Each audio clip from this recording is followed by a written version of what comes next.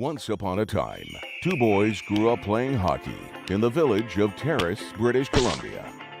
One of them went on to play in the National Hockey League. The other became a comedian.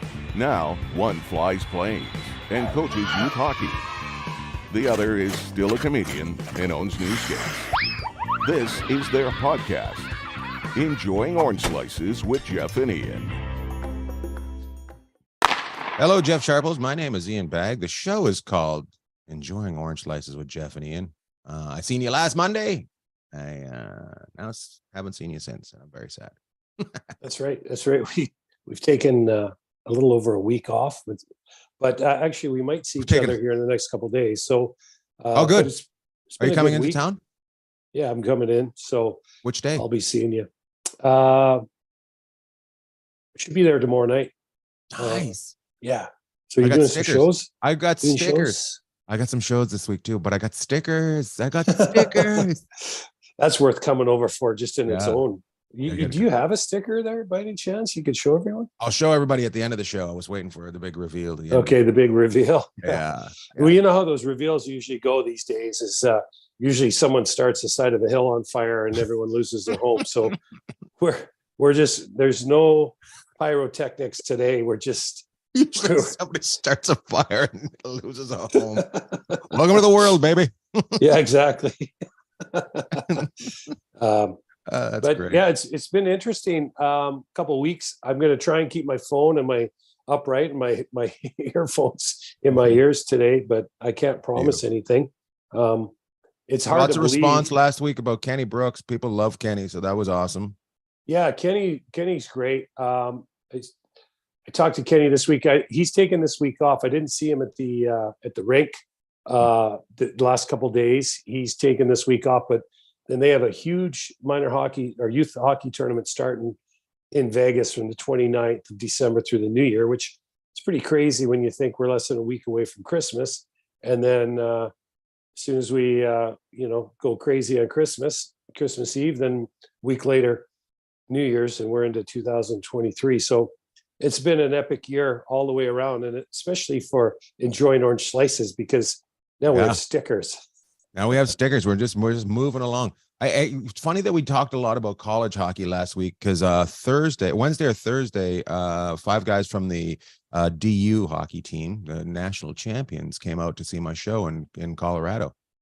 Did you talk to them? I talked to them, got a picture with them. Jack Caruso, Lane Krenzen, Rizzo. Massimo, Rizzo, Massimo, Lee Justin, and McHugh came out. So that was pretty big. I took a picture with him. We'll post it up there. We'll post it right there. Yeah, that's me in the back, stalking the boys. And I'm much taller than them. Just I don't know if you noticed that. Well, you know what? They seem like a very small team. Well, I mean, it's not that you're not very, you're tall as it is, but I had to laugh a couple of weeks ago when we came in for the Monday's Dark thing, and we'll talk about DU here in a second. But you standing above people, you're talking to me and Michelle, and you're on a step. So we're in the Palms, and Ian's getting ready to do his big Monday's Dark show. Mark Chinook, we talked about that last week, and I was howling. So we come in, and there's a big lineup for people to get in. And here comes Ian in his Adidas jacket. And you love chirping me about the Adidas jacket since I gave you the Nike jacket one. But I had to laugh because you wore it in Denver too. Yes. And, pretty much my uniform. So anyways, Ian's what, you 6'4", and there he is standing up on a step, like talking down to his people. And then Luch came up. So we're all on the casino floor, and you're up on these steps talking down to us. So I think you were on a step in that picture with those guys from DU. No, I was just behind them. It was just like they were lower than me. But makes it look like they're all about 5'7". It's kind of cool that those guys went out to a comedy show though. Like it kind of tells you, because I got to say, when I played junior, probably a little younger than those guys, but still, we played junior. I don't know if we'd ever thought about going out and doing something like that. That's a really cool thing those guys did, and just kind of tells you the difference in.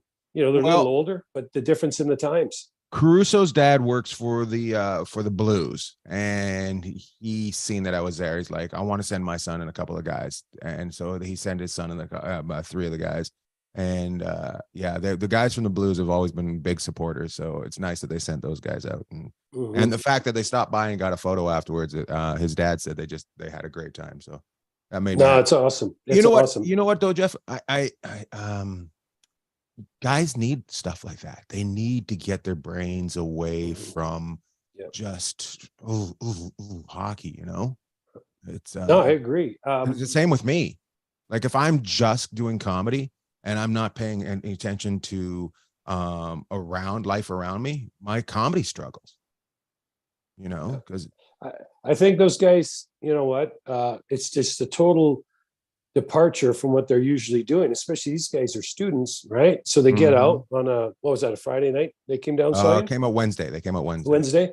So I think it's great. And of course, just changing it up a little bit. A change is as good as a rest. And they probably had a really good time, had some good laughs, and then they were ready to go for the weekend, which is, you know, when the lights come on in college hockey. I mean, those guys are playing Friday and Saturday.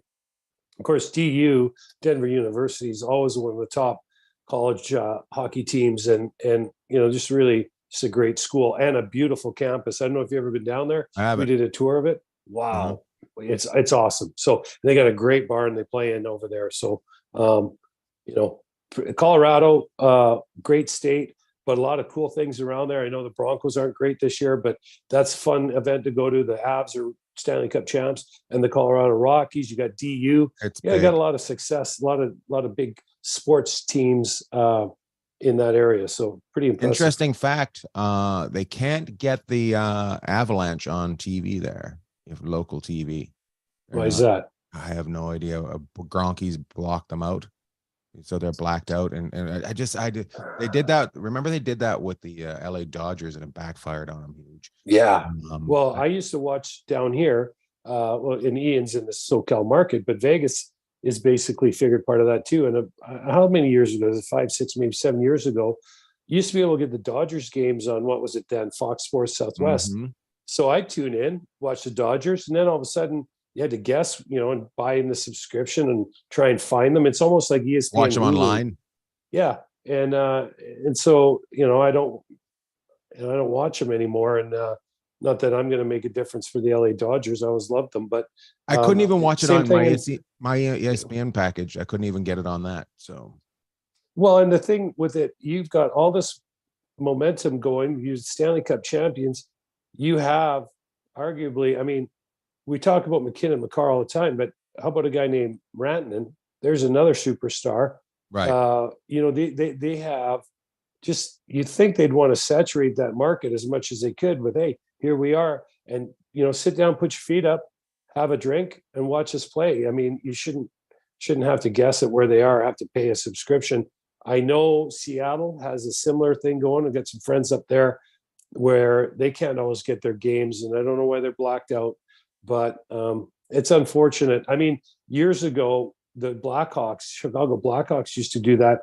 And then when the change of ownership went from the father to the son, the Wirtz family, he put the Blackhawks on TV, and that's just a crazy sports market. So not sure why. I just, you know, sometimes it's just about doing the right thing and getting your team out there for your local fans. And I don't think you can put a dollar figure on that. Yeah, I think you got to be able to. I remember they used to black them out because they wanted, if they weren't sold out, the game was blacked out. Remember that? Yeah. So I don't. Now it's trying to get you to go to different providers, and it's just a little greasy, is what I feel. And it just, if you want fans to come to your game by mistake. And there's no way they can find the game by mistake if it's not on TV, just easy to get. Well, and I'll give you an example of with TNT flipping through the channels, and oh, hey, whoever's playing, maybe it's Nashville and Florida or whoever it is that night. You know what? People are going to stumble onto that. They're going to stumble onto ESPN, and because it's in most people's cable package. So pretty interesting move when you don't put your games on in your local market. I think you're doing yourself a big disservice, your brand and your fans. Exactly. Well, let's get to today's guest. Today's guest is brought to you by Super Deeker. We got Clint Malarchuk on the show today, and we're going to bring him in a couple seconds here. Clint played with Jeff. Where do you play with you, in Las Vegas? Yeah, you can see him over my shoulder here. Weirdest blocker in the league. With the what? Weirdest blocker in the league. Clint had a great career. One of the my all-time favorite guys ever played with. And we played in Vegas together. He is a character. He's just such a good guy. His story is amazing, and he doesn't mind telling it, which I think is what even endears people to him even more. Just a great guy. Well, let's get to him. Let's bring him in. This is brought to you by Super Deeker. Go to superdeeker.com and borrow slices as a code and get yourself a little bit of discount. Next thing you know, you're in the NHL. That is not guaranteed, but the chances are. Today's guest is also a podcaster. His podcast is called Warriors Unmasked. He's the best damn cowboy the NHL ever had. Please welcome Clint Malarchuk. Hello, Clint. I'm the only cowboy that NHL ever had. I love it. We have never done a podcast with a guy with a rake behind him. That's awesome. Yeah, rakes, shovels, all that. I got some chickens over there. I don't know if you can see them. This just gets better. It just gets better. I got a camel I'll bring in after. No way. You got it's like a camel? the Mutual of Omaha. Yeah. That's great. Well, welcome, Clint. So you where did you grow up? Grand Prairie, Alberta. Nice. Booming metropolis, kind of like Terrace, BC. Oh. It was pretty far north in Alberta. Definitely long winters, and that's obviously where everybody plays hockey, and it's usually on the outdoor rinks. When we got an indoor game, it was a celebration for sure. Yeah. So yeah, I grew up there. We kind of migrated south to Edmonton and then Calgary. Did you growing up in Grand Prairie, you started your hockey there? Was there, once you started, was it thoughts of going to the NHL right away? Well, I think every kid always dreams of that, Of course.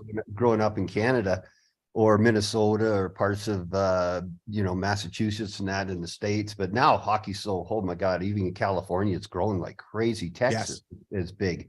But my big brother, he's 7 years older and he was a goalie. So that 7-year gap really, you really look up to a brother that's 7 years older. And when he's playing major junior in Calgary, they were my idols. And then my dad was also a goalie in the senior league up in the Peace River country.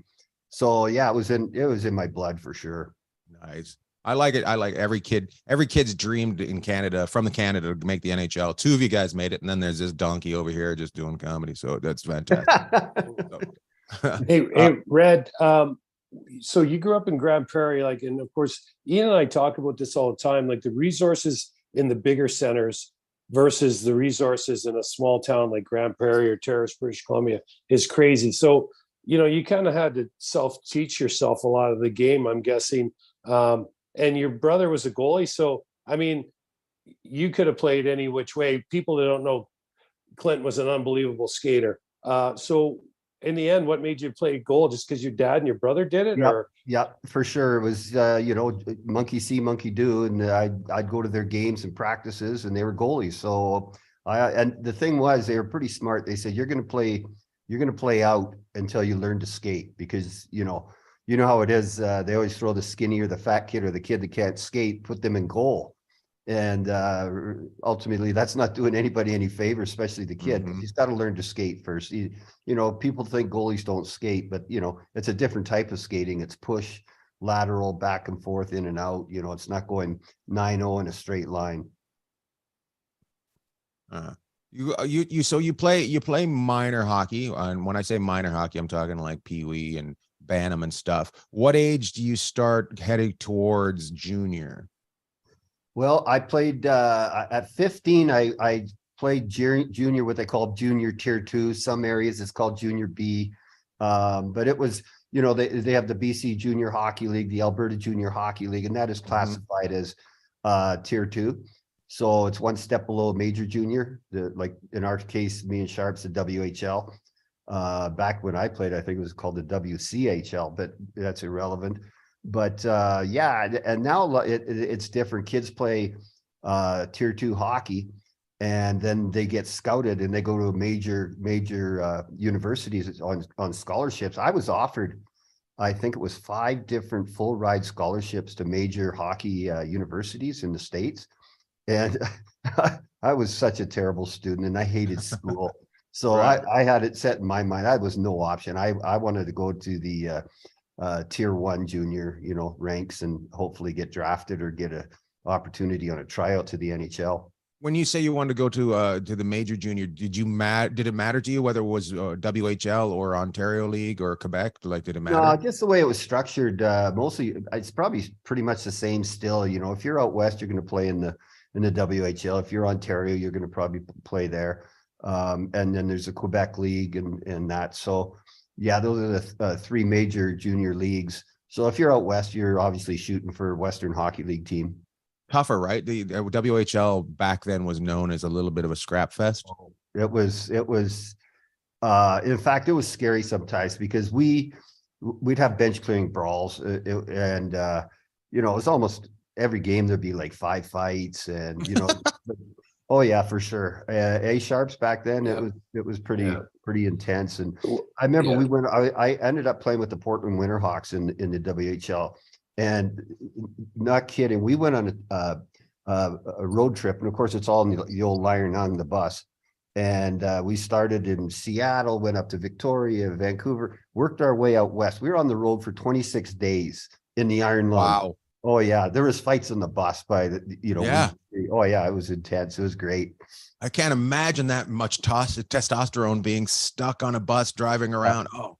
Well, and back then, nutrition wasn't really a big thing. They came out saying chicken is high in protein and good for athletes. So, our pregame meals would be Kentucky Fried Chicken. and then you get on the bus and everybody's lined up for the restroom in the back. It goes right through you. Oh yeah. Hey, there's nothing like going to the bathroom in the back of one of those buses when it's like minus 25 out, Clint. Oh yeah. Yeah. Everyone should get to experience that once in their life. And then you might think about it. It's funny you say that because they used to give us $5. I remember Kamloops when I was in Kelowna before I got to Portland. They give us $5, go to Arby's after the game. Yeah. Like, here you go. And a classic, and Clint was talking about being on the road for 26 days. A classic weekend, say if you're in Portland, where both of us were. Now the league's changed now, but when Spokane moved, we'd go drive in the afternoon to Spokane, play Spokane Wednesday night, drive all day Thursday to get to Kamloops, or through the night, Friday Kamloops, Saturday New Westminster or Vancouver, or would be Victoria, and then Sunday back for an afternoon game. You basically show up in time to play the afternoon game, another, wherever it was on the West Coast. And I mean, that was to be expected. And you're right, you're getting Kentucky Fried Chicken and Arby's sandwiches in between it all. Who wouldn't want to do that, right? Yeah. Well, it's not like that now because I coached with the Prince George Cougars for a while, and they had their own team bus, sleeper bus. After games, both teams have a big catered meal right in the arena before they even get on the bus. So they've graduated somewhat, and As it should, though, right? We were dinosaurs, but we didn't know any better. But it developed character. In fact, there's so many characters in the Western Hockey League. I know it was Darcy Lohan who Sharps and I played with. I think he told a story. I think they were with Spokane. Link Gates, another true beauty of the game. He punched out the bus window like it fell out, the big panel window. And it was like in the middle of the night, 40 below. So they had like another 6 hours to go with that window open. No way. Well, the missing link. Yeah, I was with Link. Yeah, he's a true beauty of the game for sure. He is. I was with Link in Kansas City for a while, and I think Link is from Vanderhoof, British Columbia, if I'm not mistaken. And here was a guy that had everything, and but when he lost it, he could do some damage. Yeah, he went to a different planet. You could see it in his eyes, and his eyes disappeared in the back of his head. And he could fight. Yeah. Wow. There's a story about Link. I don't know if it's true or not, but they were at the draft where they interview everybody, and Link was kind of, he was a unicorn. He could do it like he was a special player. He could beat you up. He could score. He was a good skater. And they were interviewing guys, and they used to bring some of these top 2 or 3 rounds, maybe 4 rounds into the draft with their agents, and they meet these teams. And then, the team has an idea what the kid's all about. Never forget someone telling me Link comes storming in one night with a couple cases of beer under each arm through the lobby in Toronto. All the scouts are sitting in the lobby. Yeah. But Minnesota still drafted him high. I don't know if he was a first rounder, but I think he was within the top 3 rounds anyways. But character of the game, that is an understatement. Yeah. There's a few. We played with a few of them, Sharps. Remember in Las Vegas, we had Kerry Toporowski, who was pound for pound one of the tougher guys in the league. And we remember brawling Houston. Oh my God, he challenged the bench, and it was a brawl. Well, that was the night that Troy Gamble, good guy. Great guy. You know who he ends up with in the brawl? He ends up with Clint.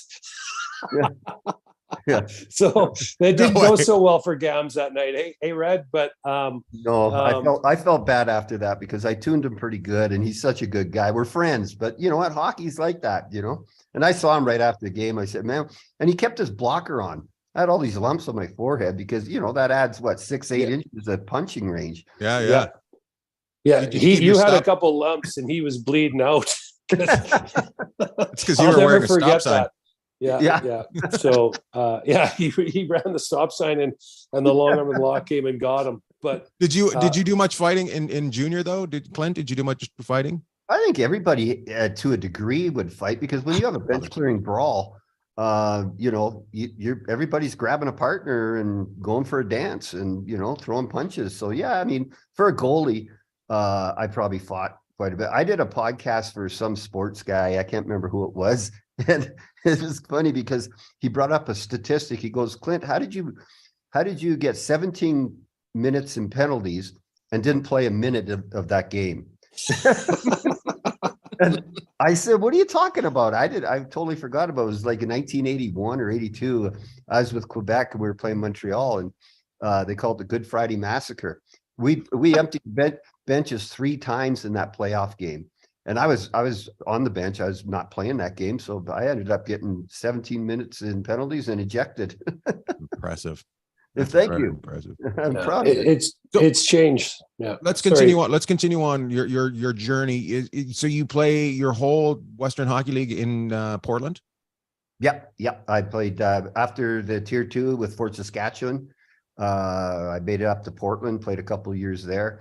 The first year, my 18-year-old eligibility for the NHL draft, I didn't get drafted. I didn't have a very good year. I was really homesick and I think that was part of my mental illness that we can talk about too. I was struggling already.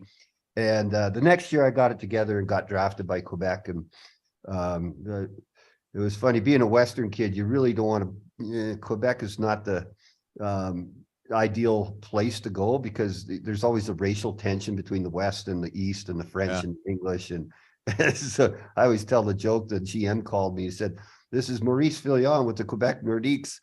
And I hung up.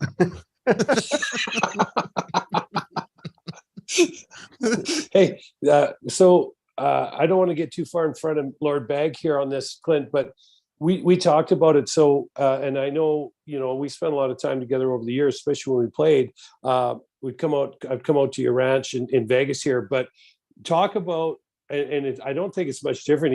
Ian and I can appreciate this or probably lived some of it too. So here's a guy that goes from Grand Prairie, Alberta to Fort Saskatchewan to Portland, Oregon, big American city by our standards, right?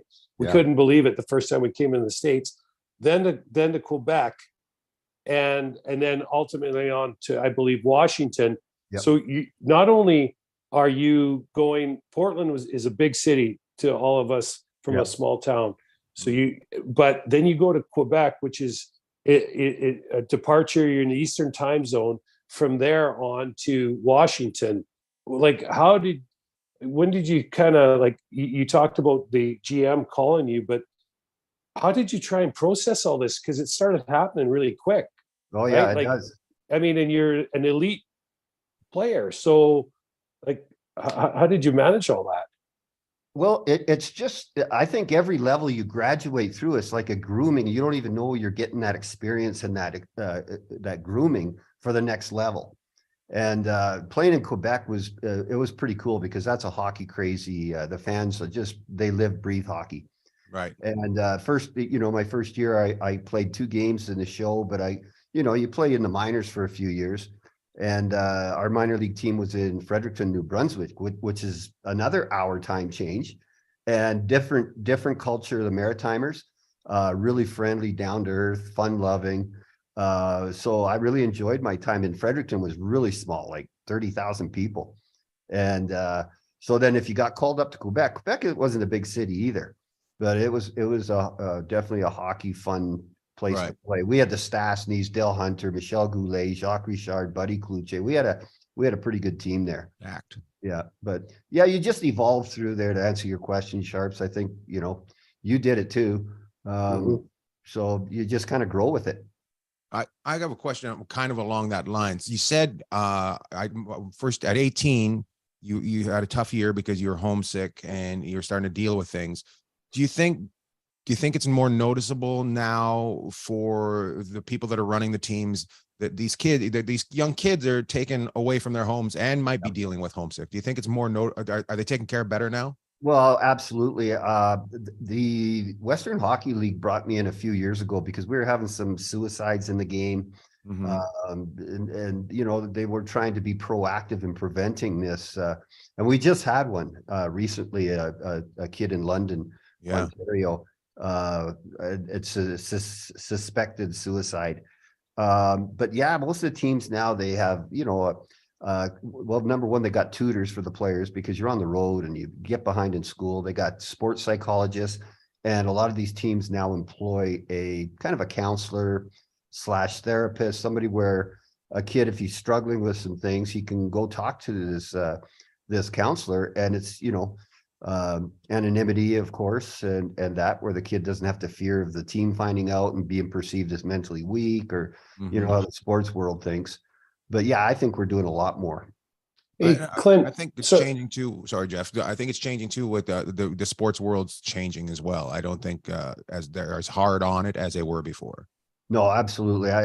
We're getting more and more people coming out like myself, Theo Fleury. There's been a number of NHL guys that have come out. Carey Price is the most recent one who's had some personal health issues, mental health issues, addiction. Maybe, I'm not sure exactly what his whole thing is, but yeah, and there's a huge correlation between addiction and mental illness, because I know for me, when I was struggling and really didn't know what was wrong with me, I knew beer was an instant relief. 2 beers, then it's 4 if you're anxious or depressed, and my obsessive compulsive disorder, whatever it was, before you know it, I was later on after my hockey career, I was having a bad spiral, and I was drinking like 20-30 beers a day just to get through a day. Now, mind you, that's American beer and I'm Canadian, so that's like 6. Hey, Clint, talk about that for a second. You touched on it earlier, because we really are dinosaurs. Some of the stuff that we went through in junior hockey, the people would be getting arrested nowadays for. Oh, yeah. What, you know what I mean? Really, I mean, it's insane. I'll never. I mean, some of the stories, like just some of the stuff that happened, but you're right. There's some of the best people you meet in your life going through it. But what are some of your recommendations to the Western Hockey League, to the Prince George Cougars, or all the NHL teams that you've worked with? What, like, I mean, they go, we've basically seen a 180, but like, what are some of the first things you say? Hey guys, if you want to fix this, here's some things to think about. Well, when they brought me in for it was GMs and coaches meetings in Calgary at the head office of the WHL, and I talked for about 30 minutes to them. I'm basically saying, you know what, when you got 20 or how many kids on your team, 23, whatever it might be, I guarantee you, they say the statistics are 1 in 5 people will struggle. So you do the math, that might be 3 or 4 kids on your team. Now, it doesn't always mean mental illness. It could be emotional distress, like homesick, culture change, things like that. But my message was, you don't be fooled in thinking, oh, my team, there's no one struggling on my team. Because I guarantee you there is. It might be 1 kid, it might be 4 kids, it might, who knows? But be on the lookout, look for red flags. Get to know the kids, get to know their backgrounds, their family. Are they from a single parent home, or, was the dad a abusive alcoholic? Find out as much as you can about these kids, show a genuine interest, so that if a kid does struggle, he can come into the coach's office or the GM and say, you know what, I'm really going through a tough time. I need some help. Or can we talk? And I guess the hard-hitting sentence that I would give is, you don't want this to happen on your watch. If you're the coach or GM and you lose a kid, if you lose a kid through suicide or through just quitting hockey because he's homesick, you don't want that happening on your watch. Interesting. How did they respond to that? Did they get it? Oh yeah, I had several coaches and GMs come up to me after, and they wanted to bring me in to talk to the players in a group. But yeah, did you do any of those? It was well perceived. Did you go out and do? Did you talk to teams? But, I didn't. They never. Their schedule, once they start rolling, this was right before the season started, and a couple teams phoned me and said, "Hey, we're trying to find a place where we could bring you in," and it just couldn't happen. But I have talked to kids personally, like a GM. I know the GM. I don't think he's there anymore in Spokane. He would call me and say, "Hey, we got a kid. He's a little bit, going through some stuff. Would you mind talking to him?" Hell yeah, that's what I do. I'm there for people. I've been there. I've walked that dark, silent road of misery and darkness, and so I can totally relate to where kids are. Plus, I played hockey, so you got that connection with these kids. Right. It's guys like you that talk about it that make it not so dark, right? So Yeah. And you don't feel people don't feel alone anymore. They know it's happened to somebody else as well. So well, we're getting more and more celebrity people coming out with their struggles. More and more athletes are coming out, and I kind of I say this humbly, but I think Theo Fleury, when he wrote his book, opened a lot of eyes. And I came back right after Theo. So we were kind of like pioneers, at least in the hockey side of things, because a lot of other athletes and hockey players have written books, after us that, are very. Corey Hirsch just did one. And Sharps, Hershey pretty good. So, Yep. And I know he's had his, and Corey and I are real good friends. And I helped him with his book. I didn't help him with the book. I helped encourage him to write a book, and then to get into public speaking like I do. And, so more and more of us are doing it. It's getting easier and easier for people to accept, to be open and talk about their, and I think it helps. You got high profile people, because everybody looks up to celebrities and athletes going, man, they got the world by the tail. They no, we're human too. We have the same struggles as everybody else in everyday life. It's kind of interesting you say that, Clint, because people look at celebrities and let's just use an example of a player getting interviewed in between periods. Yeah. Got the answers, just fit as a fiddle, like everything. You look at them and, oh yeah, but these are just young people still too. Like the majority of the people, are extremely young still, and they're still trying to find their way. I mean, I don't think any of us, the three of us, we're all still trying to find our way, as you move out there, right? And so you're looking at someone that lives in a fishbowl that people are like, yeah, that, this guy's got it all squared away. Yeah. Oh, in a lot of cases, he or she, they don't. And so people like you and Hershey, like you said, just writing this book, this is big, for people to see that people that have been at the top of the mountain still, we all struggle with stuff too. Yeah. Well, when I wrote my book, came out in 2014, and obviously I wrote it to help people. Basically, I thought, I've almost died 3 times, and once by my own hand. I'm here still. So what's the reason? God spared me for those that are still suffering. And but I guess I put my email in the back of my book because I wanted feedback. Anyways, I'm glad I did, because I had a lot of people email me just saying thank you. I thought I was the only one, but what blew me away, there was several, more than 5 current NHLers that emailed me and said thank you. I thought I was the only one, and I was shocked. I thought, oh man, I thought I was the only one. Right.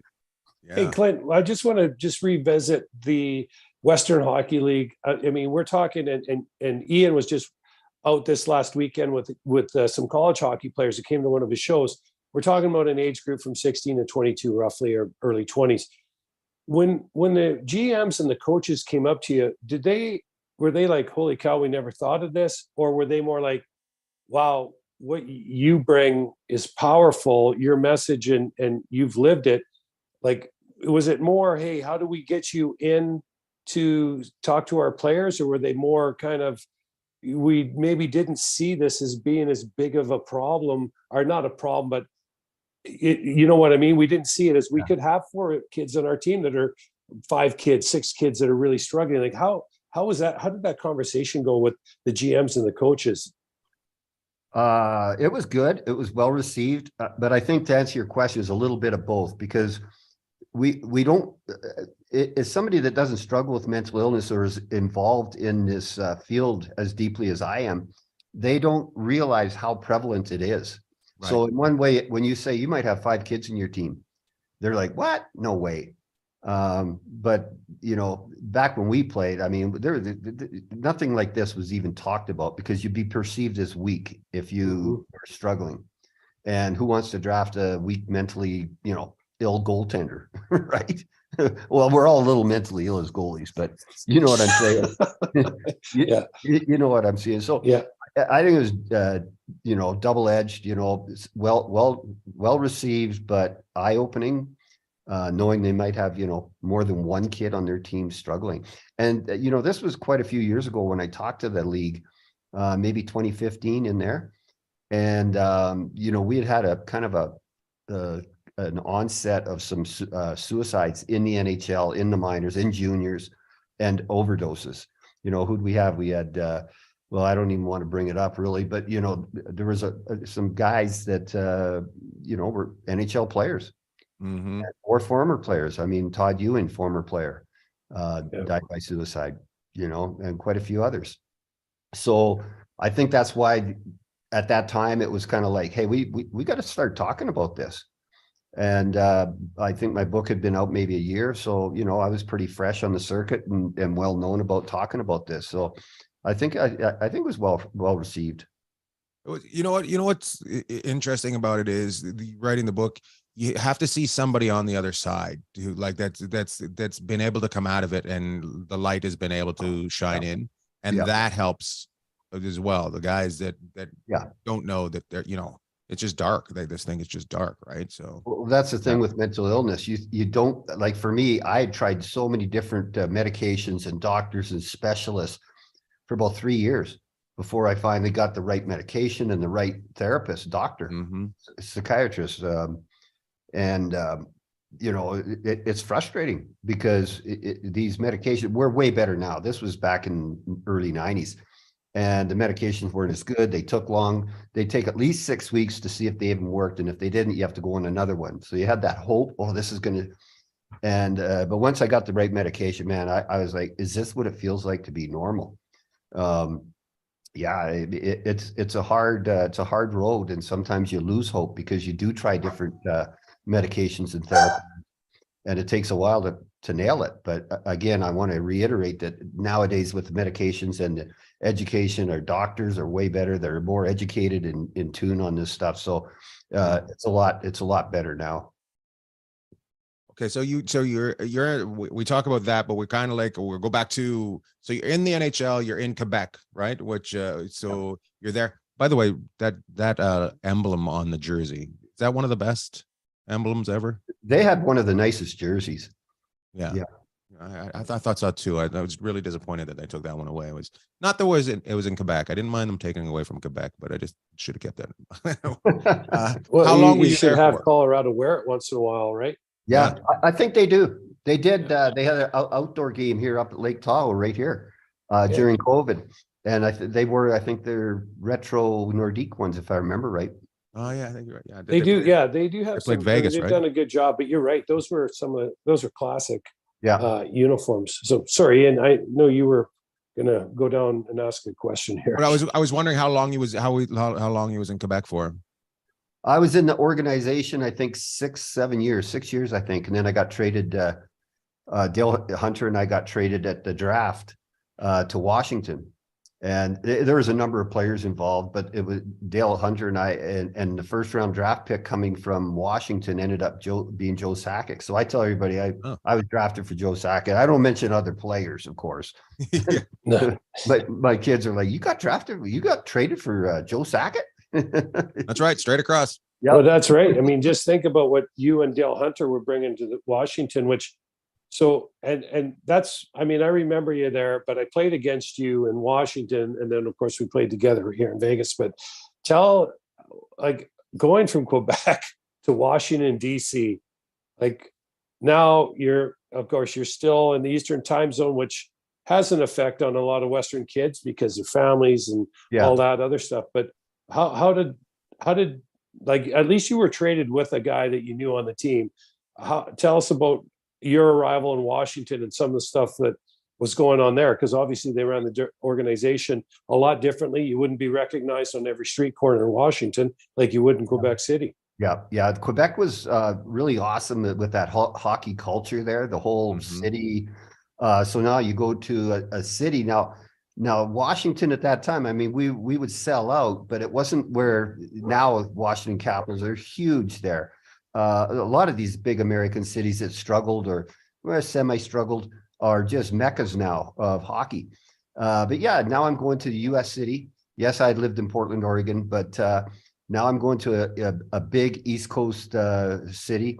I got to go to the White House twice. I got to meet Ronald Reagan a couple times, and so it's different. You didn't have those things happening in Quebec City really, but yeah, different culture, different lifestyle. But it was good experience there. I really enjoyed my time in Washington. Dale Hunter, like you said, I got traded. Dale just wasn't a teammate; he was my best friend in Quebec. And we were roommates, cellmates. we did everything together, and so that was probably very, very helpful to go with a buddy rather than just a teammate who's my best buddy. Well, I know you had a lot of highlights in Washington, but one of my highlights is a story that when you guys played the U.S. Olympic team. And weren't you guys, I don't know, do you just want to tell this story?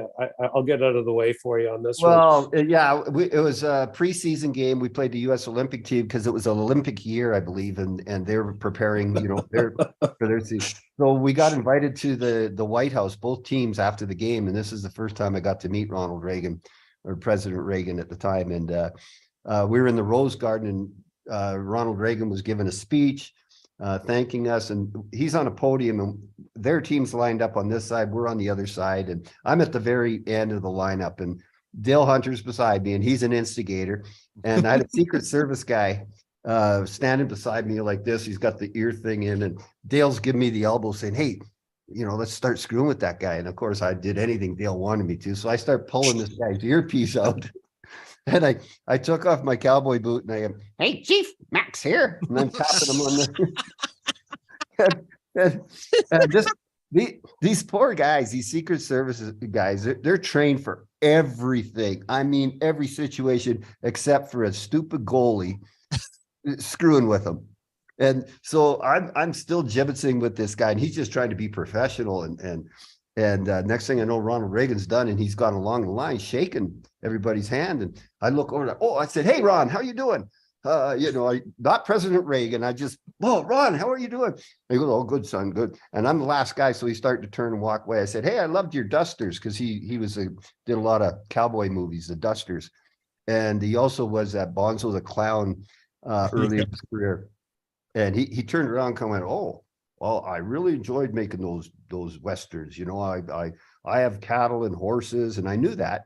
So we started talking about cattle and horses, and I guess I didn't know this, but I guess our GM was up by the podium, and he's telling our PR guy, "Get Malarchuk away from him, get him away." He's in total panic. He's gonna say something. And so I did actually say, we talked for quite a while. And I think everybody's like, "What the heck is going on?"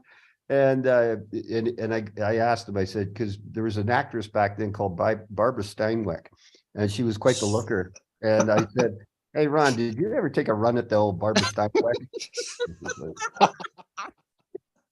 He goes, "No, but I sure would have liked to." No way. Oh, he's just, he's the president, but he's just a guy. We're just, Right. doing that stupid guy stuff that we do. And he responded with a joke, so That's it was awesome. good. Did you still have your boot in your hand?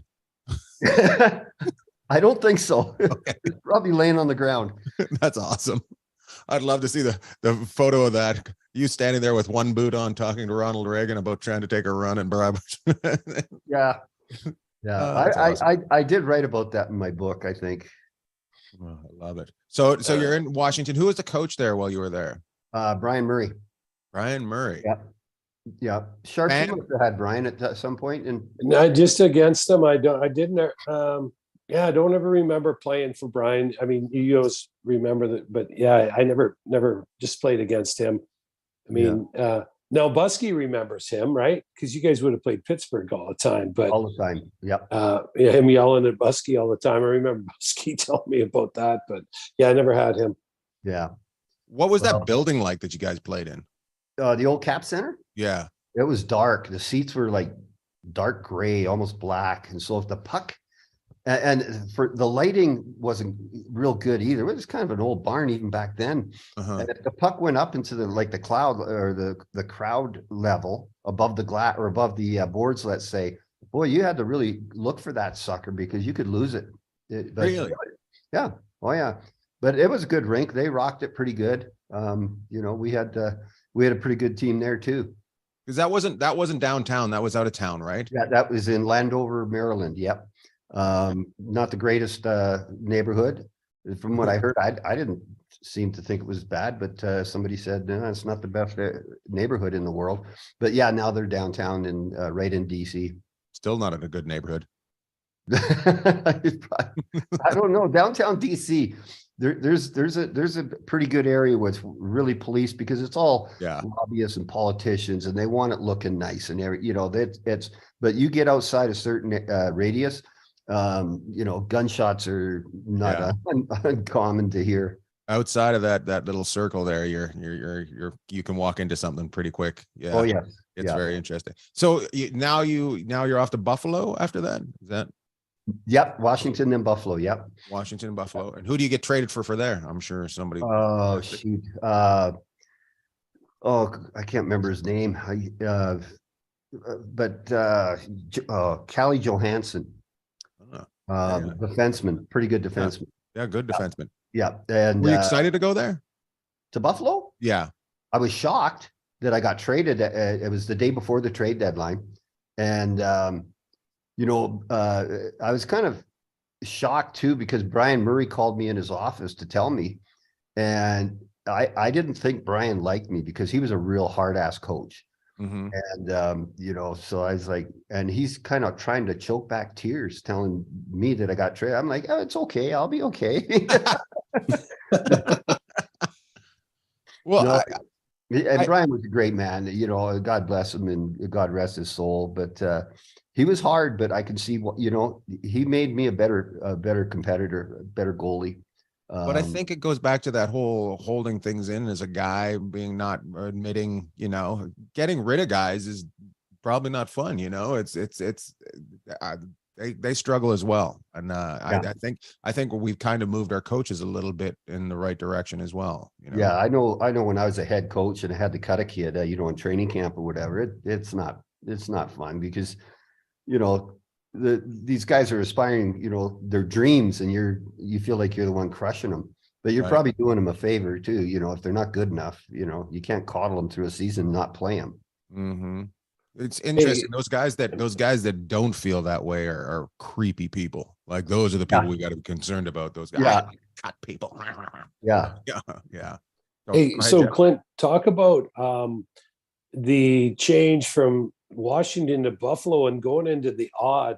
Oh, Like, yeah. and that was a small building, right? So the game was a lot faster and it's a great old building, but maybe just some of the differences you faced as a goalie, because Washington was 200 by 85 feet, and the odd in Buffalo would have been what, 185, 185 by 85, right? Does that sound Probably, right? So Yeah. yeah. Yeah. So No, 15, yeah. I think for a goalie, it was better because things were happening, shorter passes. You weren't going on a big rink. You have to push a long ways across. I don't know, the confines of Buffalo. A lot of people don't know this, but in Buffalo, I knew there was everybody knew there was a bad place in the that where if you rimmed the puck, Mhm.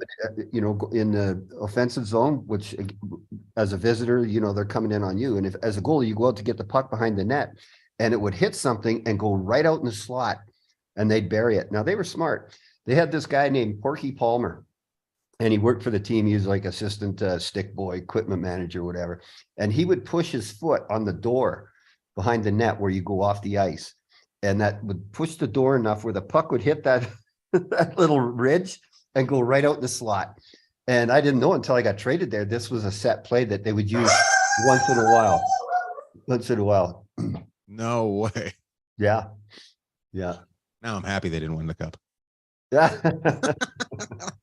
Uh, we all cheated down there. What they say, Sharps? If you ain't cheating, you ain't trying. right. Yeah. How long were you there for?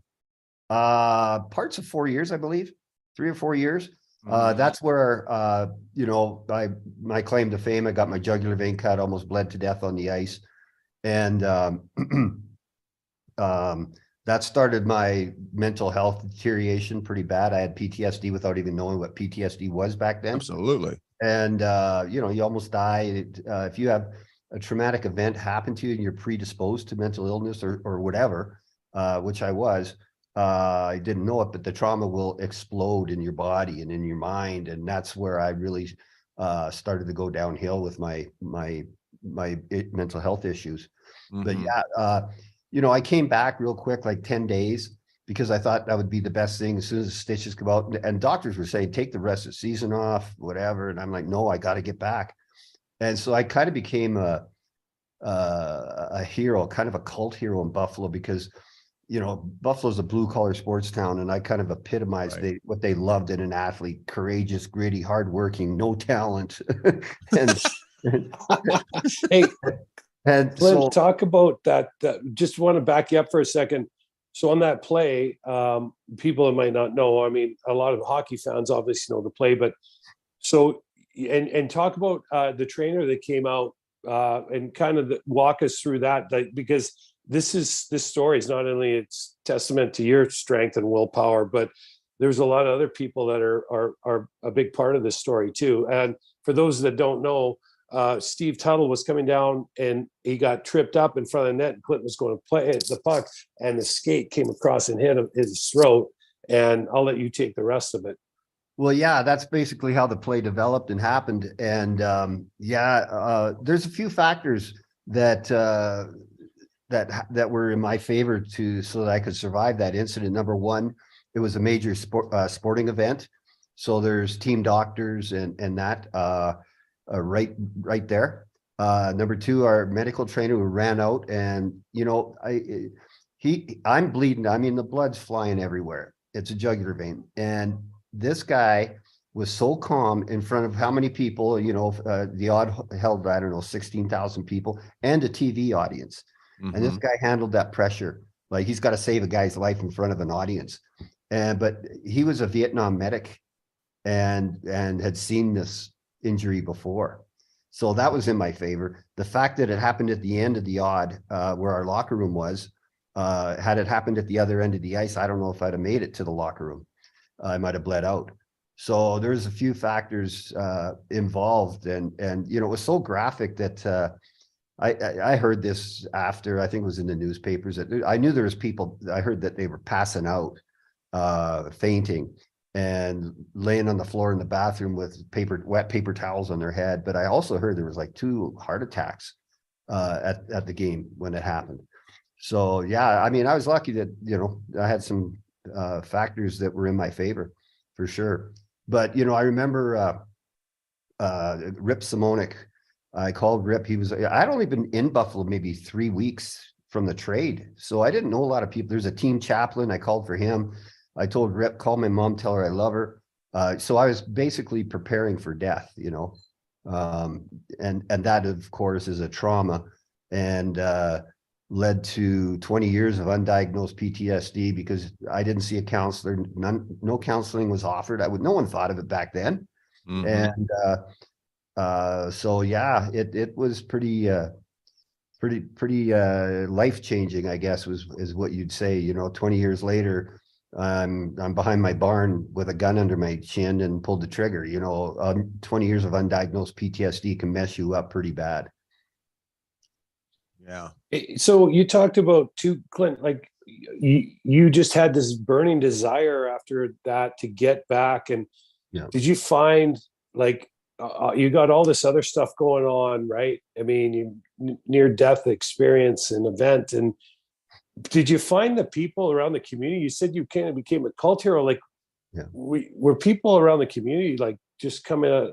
Were you getting this huge this swelling of support? And like, Yeah. so on one side you're struggling with all this other stuff, but on the other side you're basically a hero.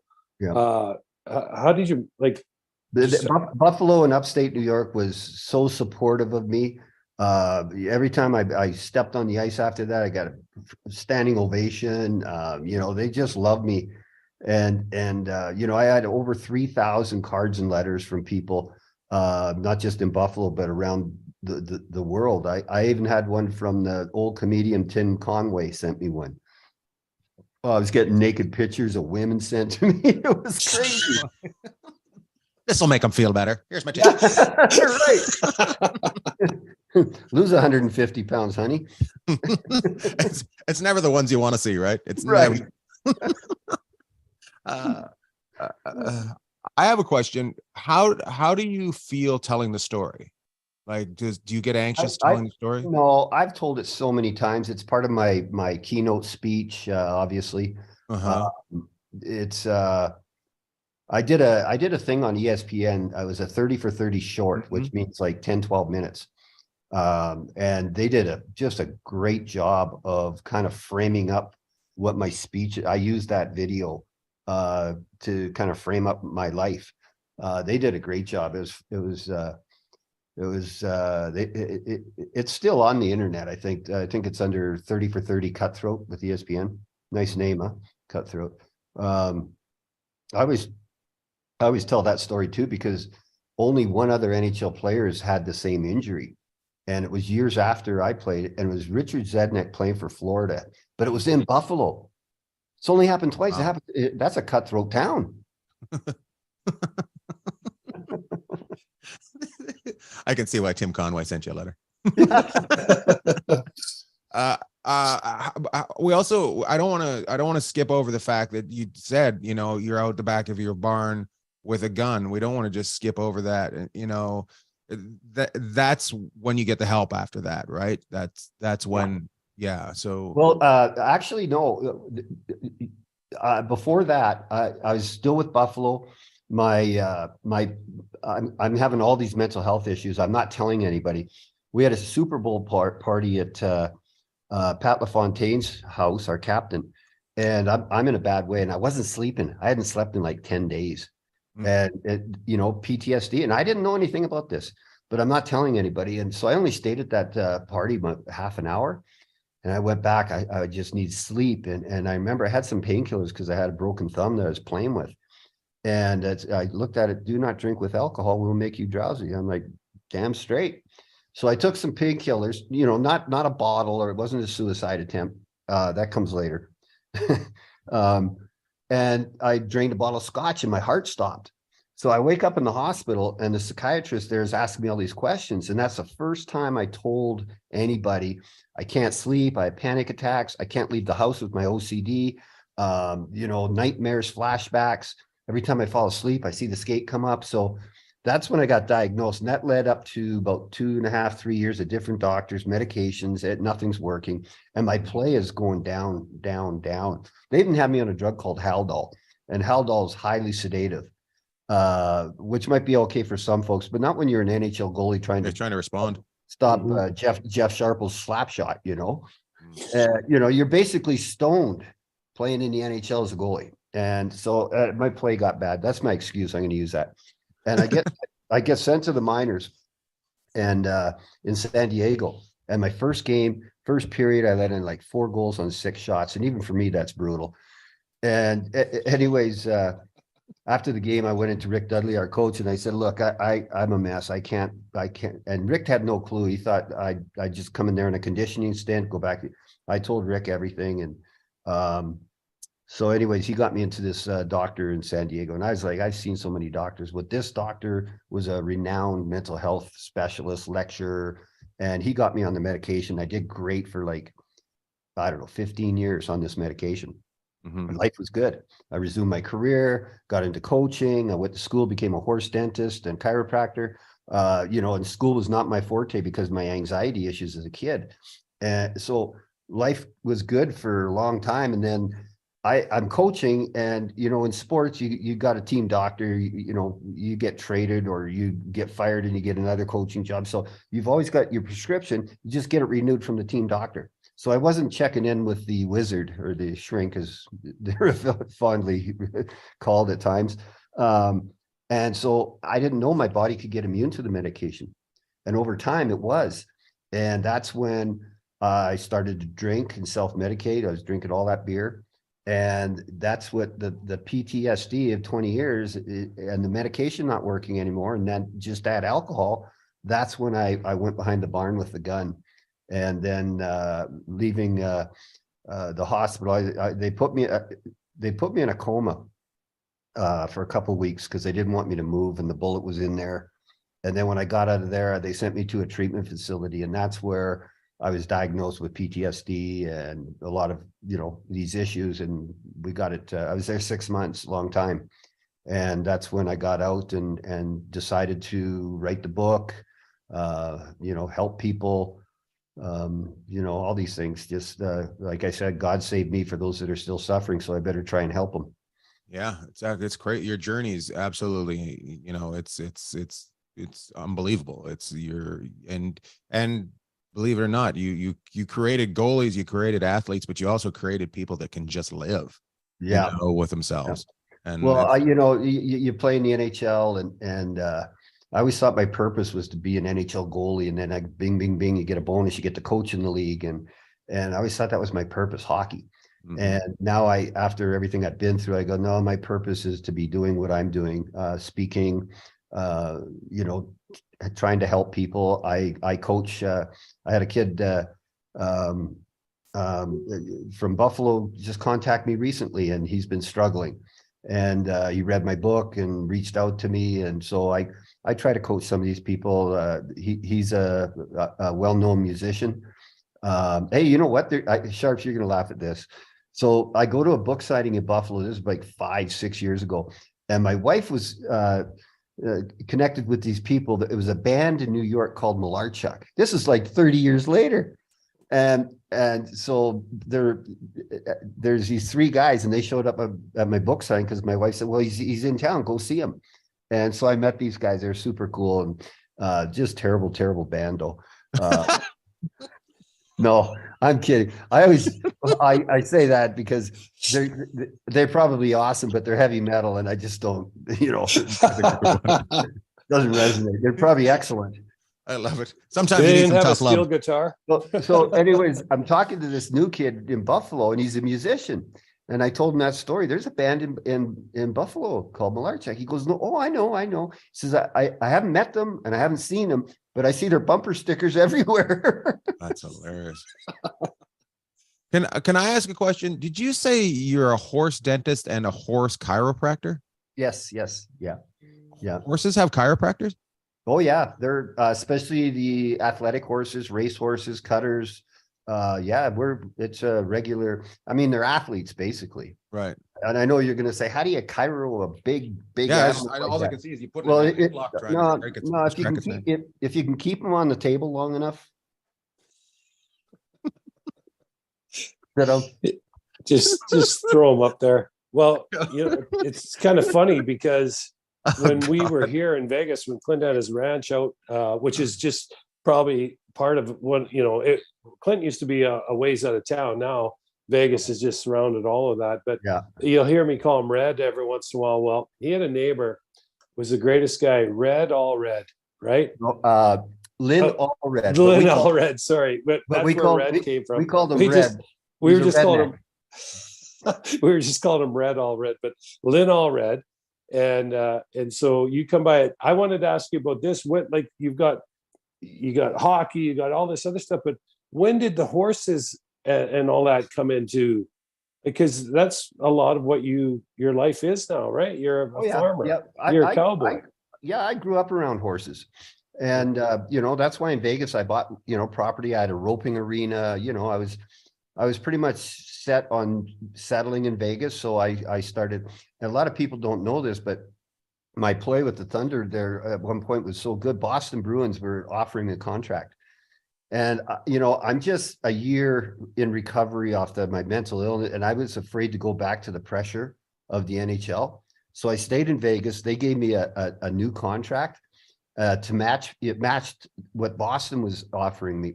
But I had a clause in there that they were going to give me 2 horses as a signing bonus and an additional horse every year that I would play with Vegas.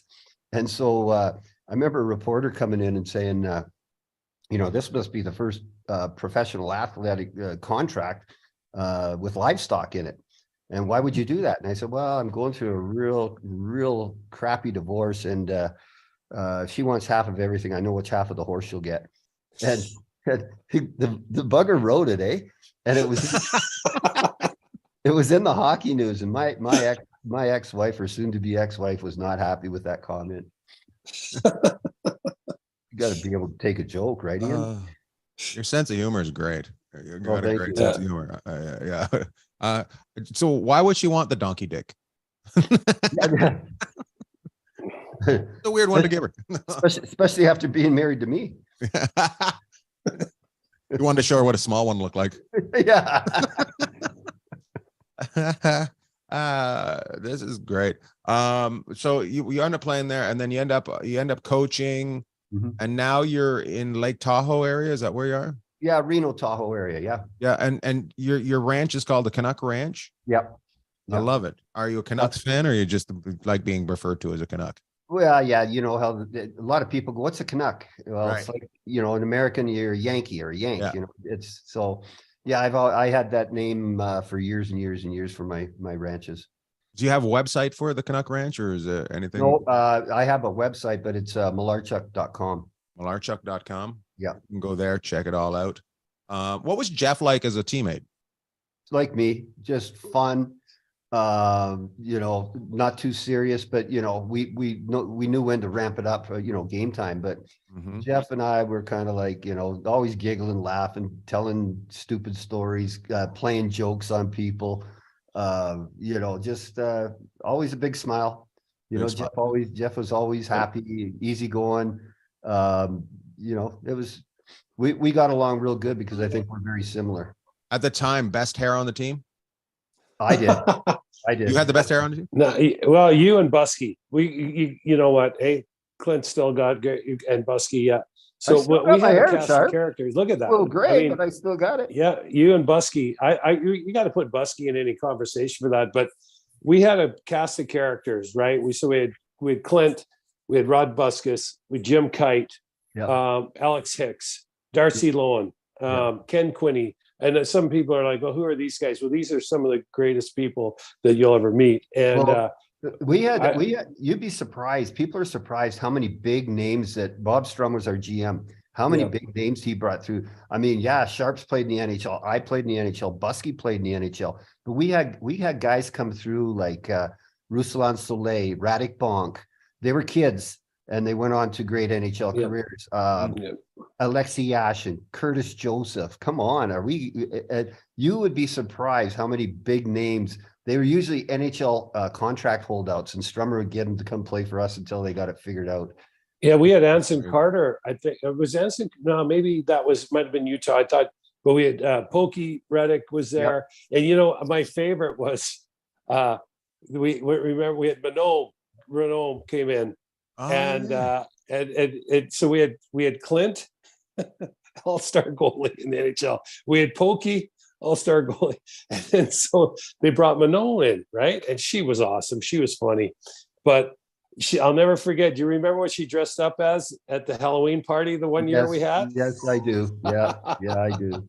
Because I give it to her all the time. I was always teasing her, and like you said, Sharp, she was great. She fit in. She's awesome. Nothing was off limits. She was just like one of the guys. So yeah, she dressed up like she had a shower curtain and dressed up like this giant condom with my name on it.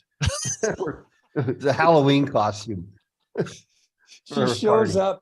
It says Clint on the front. She was awesome. And, she's, I know she's back in the game today, but she's a trailblazer in her own right. But we had Clint, Pokey, and Manon. And so, but I'll never forget that Halloween party she came to dressed up and really showed how much she enjoyed being around you, because she paid to the ultimate costume. She came as you. Yeah. Oh, I love it.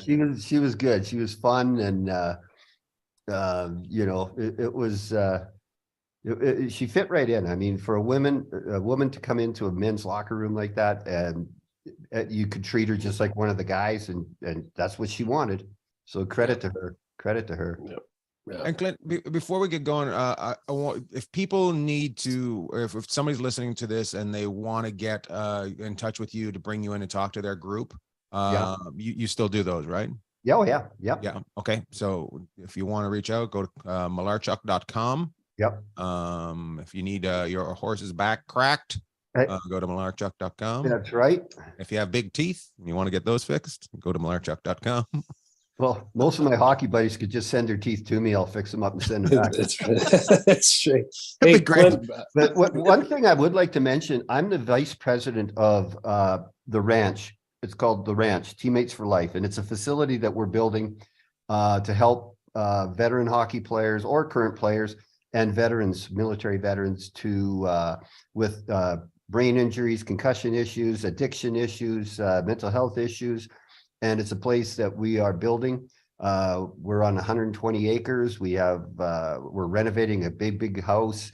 And so people can go to The Ranch, teammatesforlife.org, and donate and help us renovate this building and save lives. Nice. That's great. And where is that, Clint? And we'll get it up on the screen so people can see it too. But where is it? And give us the .org again. Yeah, The Ranch, teammatesforlife.org. It's located in Sauk Center, Minnesota. And the reason we're there, we were trying to find a place and everything. This lady who I got introduced with, Mark Pavlich, former player, was in a mental health facility. He's having a lot of issues, and we got him out and into The Ranch. But The Ranch, it's up and running for military veterans, but they're letting us use it in the meantime for our people. So Mark was in there, and then he passed, and his goal and passion, and Barry Beck is involved, and TJ Gorence, among other former players, that they reached out to me. I said, yeah, I'll help and everything. But it was Mark's dream to help other people. And so we're doing it. We're following, we promised them we'll do it, and we are. Good. Right on. And if people want to come out, and of course we'll put that up so people can support this if they want to make a donation. And if people want to come out and see you, or I know you said you're speaking. Are you speaking to private groups, or are there some way, like what's your like, as we go through Christmas and the New Year, what's that look like for speaking engagements, talking about how you can help people and your story? Well, because of my PTSD issues and that, I do a lot of military bases. I've been to Fort Hood, Fort Benning, Fort Drum, several, and just about every one in Canada, military base. But I do a lot of first responders and corporations, high schools, universities, whoever, is trying to help a lot of people are in human resources and they're trying to help their people, their companies, or I think it's great the military are doing that because, we have 22 suicides a day from just Afghan and Iraq vets. That's 22 a day from the most mentally tough people in the world, our military. But they go over there, they get PTSD, they come back, they self-medicate and die by suicide. So we can't have that in North America. I think that's pretty good that the military is trying to take care of their troops even before they become a veteran. They bring myself in or me and my wife in to speak. And so I speak I am going to BC first week in January, and it's a big pipeline outfit, oil and gas. So it's all sorts of corporations. Nice. I love it. You're a good man. You're a good Thank guy. you. Thank you. Thank you. There's not many of us left. Yeah. No, I know we're dying.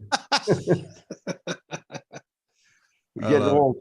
Thanks for dropping by and talking to us. This is a great talk with you. And if you ever need to drop by and talk to us again and give us shit, we'd love it because we appreciate you. And thanks for bringing us to the barn. Yeah, my pleasure. It's where I live. So Wife won't let me in the house, so. I love Right it. on. Thanks, Fred.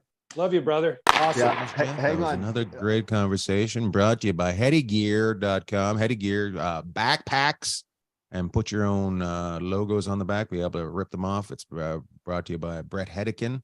Headygear.com. We don't have a code for it yet. We got to tell Hedican to give us a code so we can get a little bit of a discount for the people. I'm all over. Come on. Everybody wants a deal. Everybody wants a deal. He was great. He seems like he would have been a fun teammate. He was the best. He's one of the best guys I've ever met. Do anything for you. And it's funny. We talked a lot about like mental health and things that Clint went through. And a lot of times, you hear people talk about weakness. I don't know of a tougher man than or as tough a person I've ever come across in my life as Clint. So I'm so glad he's out there advocating. It's not weakness. That's the thing, though. No, mental health is not people, weakness. It's. But back when we played, he's a head case, or he's this, or he's that. Everybody's got something. You might not think you do, but you do, and because everybody does. And I just think that he's such a good guy, and he was in incredible shape. And we'll have to get him back on again because. He used to be a term we used called goalie body, right? He's got a Milk goalie bags. Body. Huh? Milk bag, a bag of milk. Yeah, bag of milk. Well, now, like when I'm first time I met Clint, and I can tell some other stories when we were doing hockey schools and stuff together because we could have him on for 2 hours. Clint was in unbelievable shape and great guy. He's the same guy today that when I met him, I don't even know how many years ago now. It's got to. I've have to have known Clint probably close to 40 years. So nice. I love it. Yeah. Well, let's talk. Let's do a quick sweep through the through the NHL. Any games that we should be looking forward to coming up this week? I don't know if there's any games. I mean, it's a holiday season, so sometimes you see the teams that play at home struggle a little bit versus the teams on the road. I think there's some teams you got to keep an eye open for. I think Pittsburgh's definitely one of them. On the upside, I think you should keep an eye on Florida and see what they're doing because they've been sliding and no one really saw that, I don't think. So there's two teams to watch out east. Obviously, we're watching Ovi. He's got 800 goals now and see him crack the ceiling. Once he gets to Gordie Howe, I think, he'll step on the gas again for the next. I love it. I think anything that, although that's really exciting. I'm looking forward to watching the World Juniors are coming up, starting next. What do they start Friday, or is it 24th or the 26th they start? Yeah, they start after Christmas. It's a Spangler Cup that starts the day after Christmas, and that's another tournament over in Europe. always a lot of fun. Mhm. And you'll see some names you haven't seen in a while, and you'll see some European players that you might want to keep an eye on, that will be showing up on your TV screens in North America here before long. But so you got the World's Juniors, which is always, a big event. And then you've got the Spanier Cup, and of course you got all the NHL games going on as well. And hey, just a quick shout out to the U.S. and women's team and Canadian women's team who played in Henderson or here in Vegas the other night, and Canada and their series that they're going throughout States and Canada playing, beat them 3-2. And I just want to say how great it is not only to have professional hockey in the AHL and the NHL level in Vegas now, but to have the top women's teams in the world playing in the city, and them thinking highly enough, like they could put these teams anywhere. That's the best, is it? Canada, U.S. women's hockey and in soccer too is as good as it gets. And so I think that's a real tip of the hat to them, and a tip of the hat to the hockey community and how it's growing in the Vegas area. So awesome. Yeah.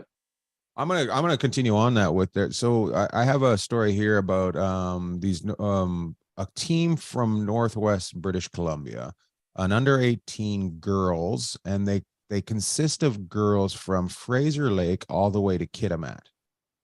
They're a team of these under 18. They went to Calgary and they were in this tournament and they got silver. They just want to play hockey and they're playing hockey and it looks like they're doing great. They got some tournaments coming up. But they have this cup they won while they were the Burns Lake Pitbull players are in the back row, but their tournament, their replica of the Stanley Cup made out of candy bars. Oh my God. How great is that? Imagine if we could have played for that back in the day. Oh man. Yeah. But and I just tip my hat not only those girls. I said they got the silver medal, but they actually won the Calgary hockey tournament. Yeah, they won it. That's why they have the I'm so bad at reading. So they won the tournament, and that's why they've got the Stanley Cup remade from chocolate bars. That's awesome. And tip of the hat to those families and those girls, the dedication, because here you go from Fraser Lake to Kitimat. Like I'm gonna tell you right now that we were talking last week, we can't get people to drive 40 minutes across the valley in Vegas, never mind 4 or 5 hours. Yeah. And on a 2-lane road. Nuts. Yeah. And this time of year, like it's not pretty. Right. And so good for them. Congrats. I mean, I think the internal fortitude for them to all get together and be able to rise to the top. Congratulations. What a not only that they're playing hockey, and doing well, but they're making friendships for life. And that's what this is all about. And that's what hockey's all about. It's a game, but it's also how it enhances your life afterwards. So shout out to them. Any other shout outs? Just to our old friend Clint Malarchuk for coming on today. The guy he's amazing, and so happy to have him on. And he's the kind of guy that we could have on for another 3 or 4 hours, no problem. So shout out to him as well. Thanks for coming on, and shout out. Hey, this is it before Christmas, so I hope Santa's good to everybody. And no matter how much your in-laws or someone in your family drives you crazy over the holidays, take a breath. And just be thankful you get to spend time with them. That's right. Love to all. Merry Christmas, Jeff. Merry Christmas, Lord Bag. Bye-bye. Bye.